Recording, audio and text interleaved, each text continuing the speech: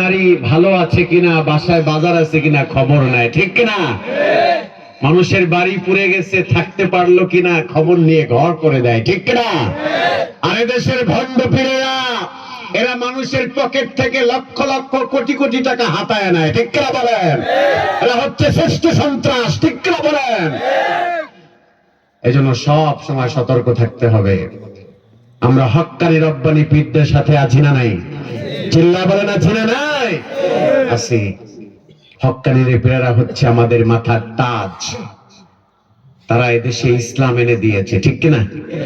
ইসলাম তো আর পানি দিয়ে ভাইসা আসে না, আসছে আকাশ দিয়ে উড়াইছে।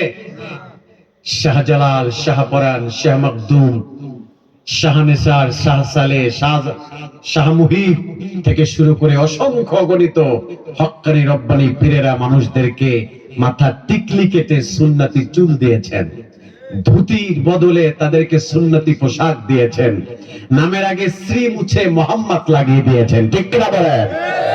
আর এখন নব্য ইসলাম পন্থীরা আমার ইয়াংস্টারদের ঈমান হরণ করছে।